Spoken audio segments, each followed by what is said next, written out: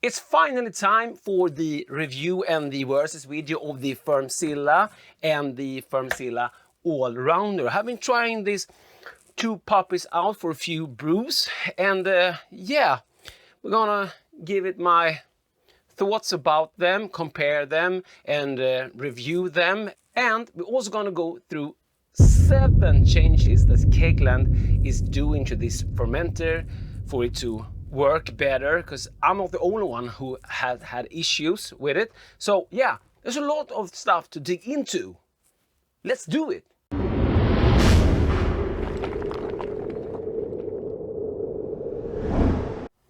I'm DrHans and this is DrHans Brewery, my channel about beer and homebrewing. So if you're into beer and want to learn with me more about beer and how to become a better brewer, consider becoming a subscriber. This is an IPA sent in, beer made, nice little hiss there. This is from Erik Boman. So thanks a lot. And this is an IPA, I said that already.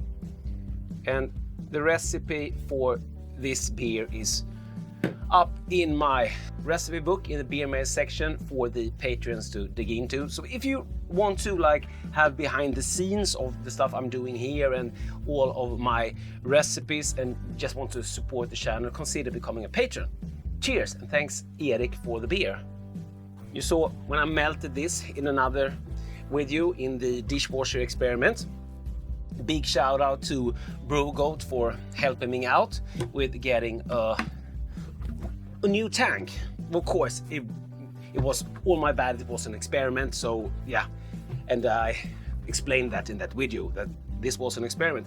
The cool thing with that was actually why I wanted to do the experiment in the dishwasher, because I have been dishwashing all my Fermentasaurus stuff, and all of the other stuff besides the bubble held up nicely. I haven't been dishwashing the Fermentasaurus tank, of course, but all other stuff. And KegLand also said that you can dishwash everything besides the bubble. When I actually bought this bubble, I thought that I bought a heat-resistant bubble, because when I first heard of this bubble, that was the announcement that they would be. But yeah, I think now it might be another version in the future, and if that version comes out, I'm gonna try that again. Try to clean everything in the dishwasher. But yeah, don't do that. And yeah, I got a lot of thumbs down, but it was an experiment and it failed. But what if it had succeeded?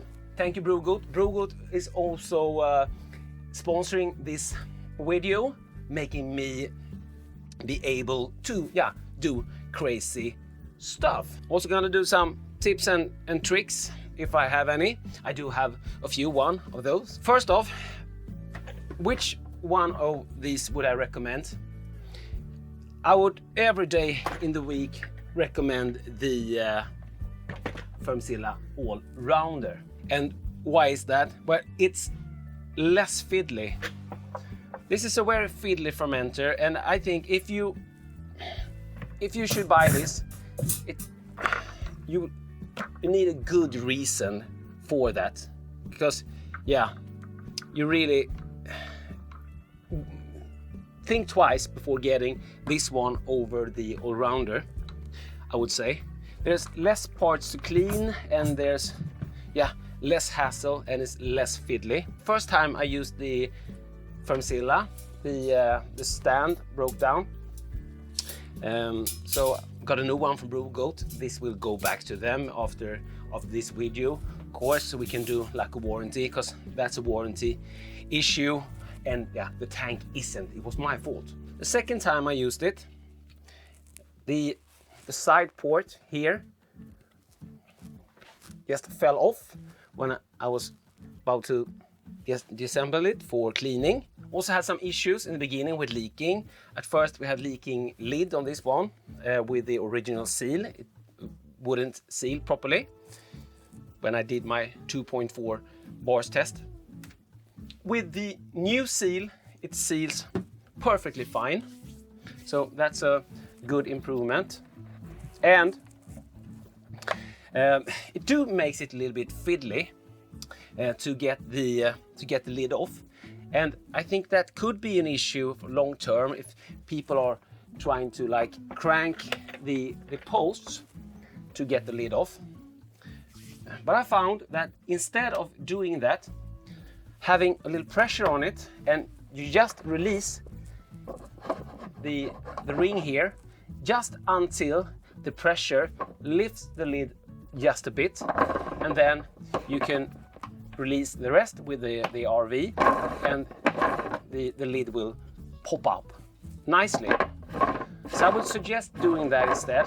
You could even put some pressure on it just to help the lid pop up. First time dry hopping with this, it was a real pain. I didn't lube this enough, so I had a problem for this to seal. You want to tighten this until there's no gap at all here. And yeah, this thing really loves lube. So do lube everything, included, yeah, also on the frets where, yeah, there shouldn't be lube really, but yeah, it really needs it. The amount of dry hop you can put in this, yeah, she swallows like a, it's insane. I have been dry hopping from the top in the Fermentasaurus for years with no issues at all. So I wouldn't go for it just for dry hopping. But if you want to experiment with something, yeah, and really need the bottom here for some reason, maybe this one is for you, and you don't mind the extra hassle.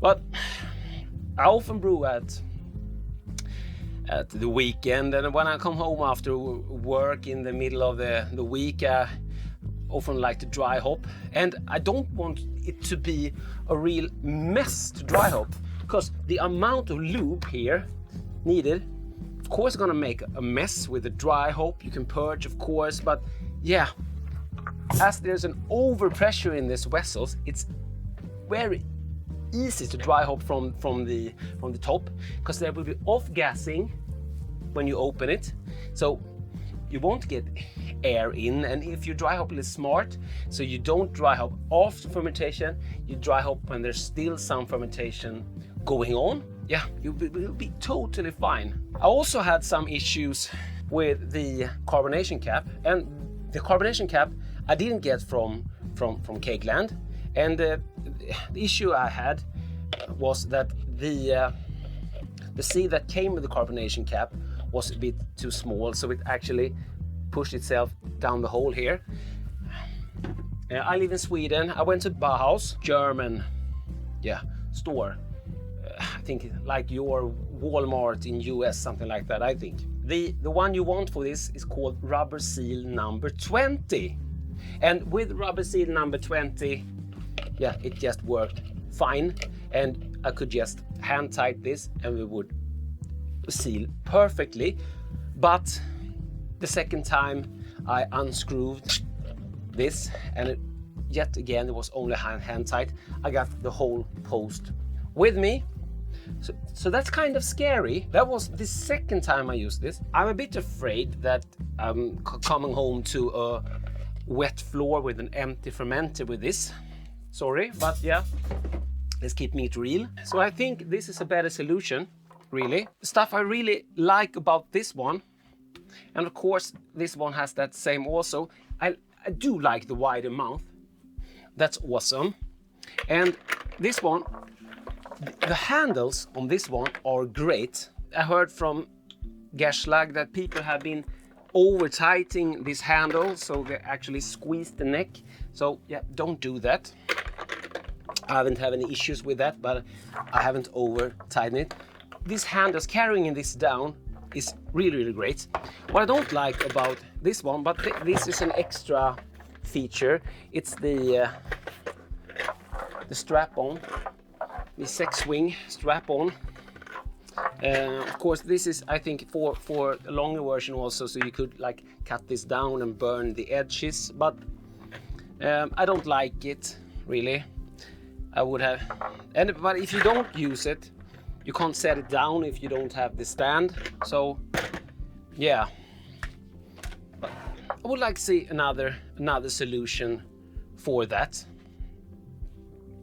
If we look at the Fermentasaurus Snub nose, we still have the stand, but as I said, I really enjoyed these handles here.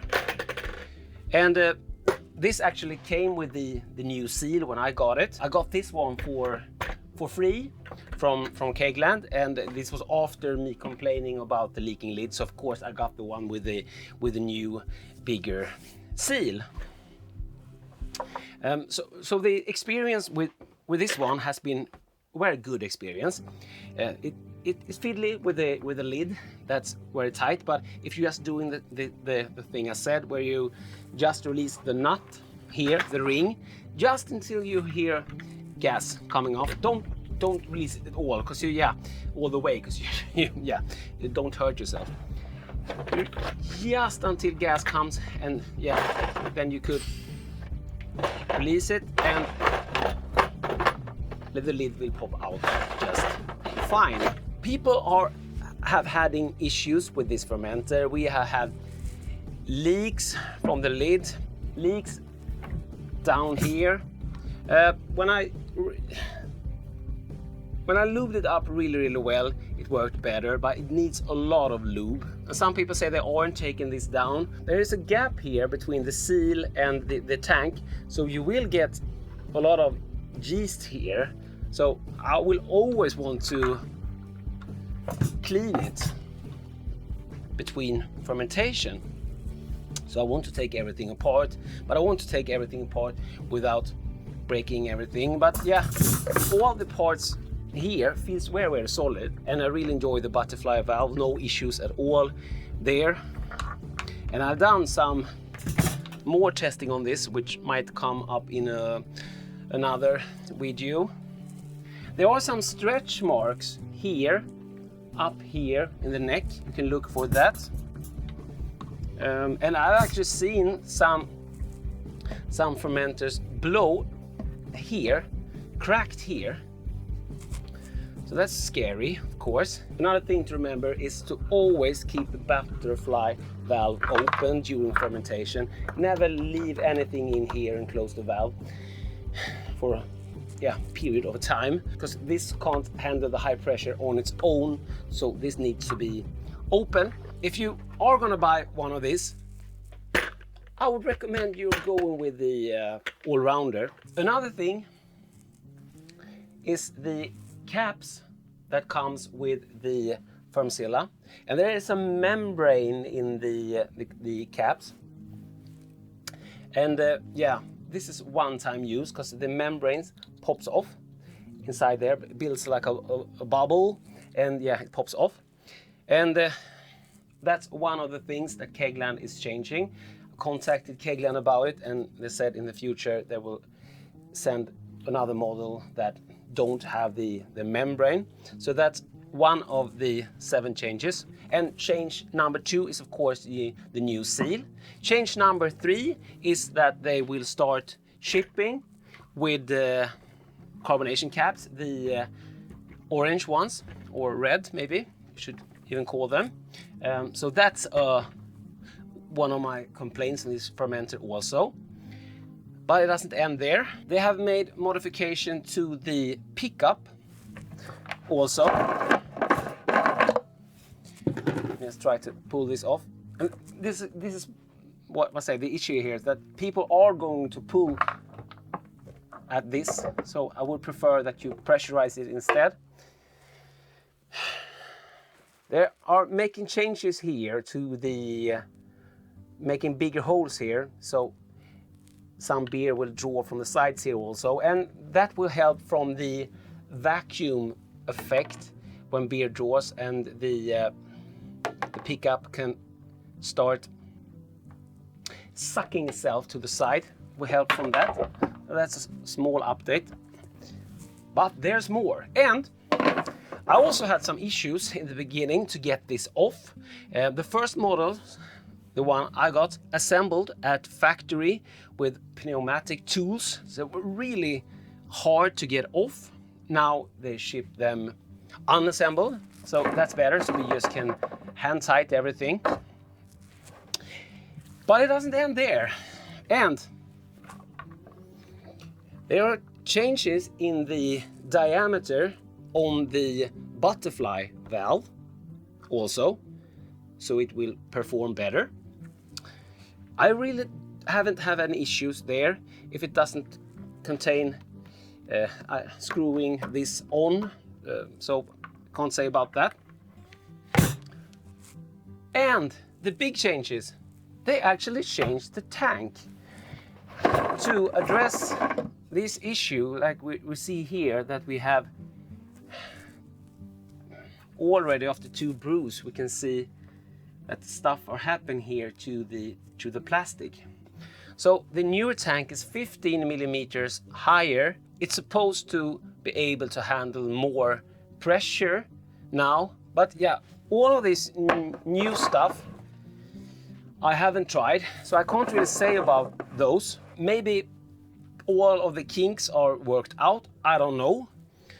But this one, I could recommend this one, because yeah, I haven't had any really issues with that one. But yeah, I wouldn't buy this. If you really don't think you want to need this and you don't mind it being fiddly and all that, and yeah, some of you guys it has been working fine for, but yeah, if it wasn't a problem with this fermenter, do you really think that I would have made 7 changes to this? This is a new product and 7 changes already. I'm glad that they are making these changes, of course, that they are listening, they are trying to make a better product. A big shout out to BrewGoat, today's sponsor. First link in the description goes to their website, go and check them out. And of course, Erik Boman, thanks a lot for the beer. If you're new here and into beer and homebrewing, consider becoming a subscriber, give this video a thumbs up and ring the bell and share and all of that. Cheers, DrHans out. Now go and watch this video.